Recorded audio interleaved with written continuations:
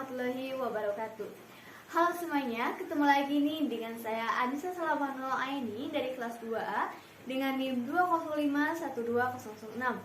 Nah, pada video pembelajaran kali ini saya akan membahas mengenai materi tentang sudut di antara dua vektor. Tapi sebelum pembahasan, teman-teman jangan lupa like, komen, dan juga subscribe.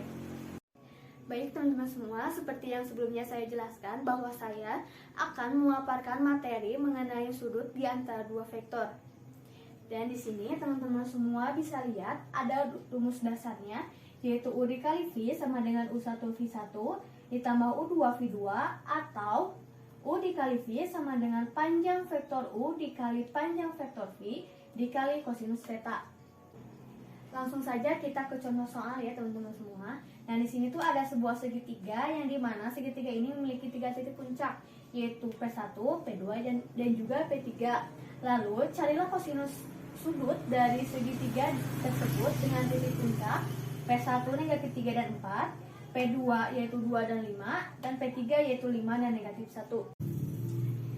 Di sini kan ada 3 titik puncak ya, yang dimana ada juga 3 kemungkinan. 3 kemungkinan yaitu segmennya berpotongan di titik P1, berpotongan di titik P2, dan juga berpotongan di titik P3.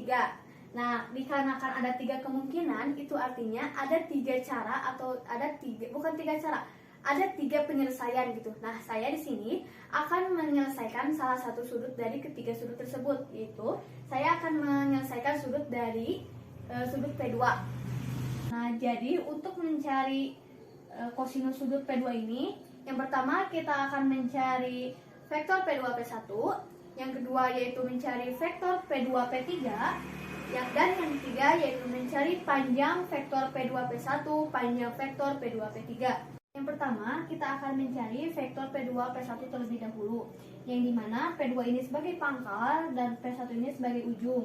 Sama dengan, nah untuk mencari kosinus ini kita gunakan ujung dikurangi pangkal, yaitu P1 dikurangi P2 sama dengan kita masukkan nilai P1 nya yaitu negatif 3 dan 4 dikurangi lalu nilai P2 yaitu 2 dan 5 sama dengan kita operasikan seperti biasa, yaitu negatif 3 dikurangi 5 yaitu negatif 5, 4 dikurangi 5 yaitu negatif 1.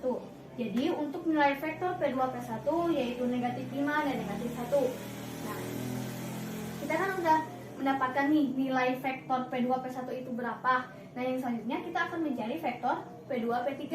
Nah, untuk mencari vektor P2 P3 itu sama seperti sebelumnya, yaitu ujung dikurangi pangkal. Jadi P3 dikurangi P2 sama dengan nilai P3 yaitu 5 dan negatif 1 dikurangi nilai dari P2 yaitu 2 dan 5 sama dengan yang mana hasilnya akan menjadi 3 dan negatif 6. Yang selanjutnya kita akan mencari panjang vektor P2 P1 dan panjang vektor P2 P3. Yang dimana ketika kita ingin mencari panjang vektor, kita menggunakan rumus akar X kuadrat ditambah Y kuadrat. Nah, untuk mencari panjang vektor P2 P1 kan tadi sudah ditemukan ya hasil dari vektor P2 P1 itu yaitu negatif 5 dan negatif 1. Nah, kita misalkan terlebih dahulu yaitu negatif 5 sebagai X dan negatif 1 sebagai Y. Setelah itu kita tinggal masuk-masukkan saja. Jadi panjang vektor P2 P1 sama dengan akar negatif 5 kuadrat ditambah negatif 1 kuadrat sama dengan akar negatif 5 dikuadratkan akan menjadi hasil 25 ditambah negatif 1 dikuadratkan menjadi positif 1 sama dengan akar dari 25 ditambah 1 yaitu akar 26. Sehingga panjang vektor P2 P3 sama dengan akar 3 kuadrat ditambah negatif 6 kuadrat sama dengan akar 3 kuadrat itu menjadi 9 ditambah negatif 6 kuadrat yaitu 36 sama dengan akar 9 ditambah 36 yaitu menjadi akar 45. Lalu kita sederhanakan akar 45 ini menjadi akar 9 kali 5. Nah, setelah itu sama dengan kita sederhanakan lagi karena ada yang bisa sederhana yaitu menjadi 3, jadi akar dari 9 yaitu 3, jadi 3 akar 5. Nah itu untuk nilai dari P2 P1. P2 P3, panjang vektor P2 P1, dan juga panjang vektor P2 P3. Panjang vektor U dikali panjang vektor V sama dengan vektor P2 P1 dikali vektor P2 P3 dibagi panjang vektor P2 P1 dikali panjang vektor P2 P3 sama dengan negatif 5 ini nilai X dari vektor P2 P1 dikali nilai 3 ini dari X vektor P2 P3, nilai negatif 1 ini nilai dari Y vektor P2 P1, negatif 6 yaitu nilai Y dari vektor P2 P3. Jadi negatif 5 dikali 3 ditambah negatif 1 dikali negatif 6 dibagi nilai panjang vektor P2 P1 itu adalah akar 26 ditambah panjang vektor P2 P3 itu adalah 3 akar 5.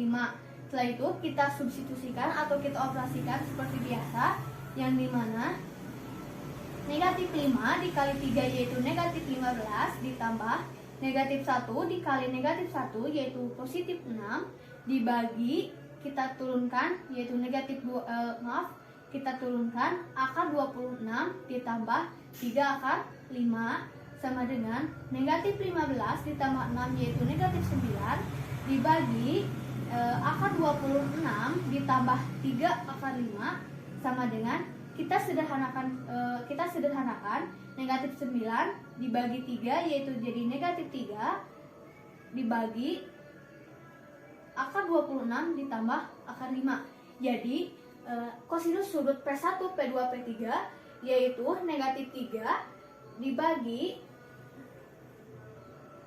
akar 26 ditambah 5.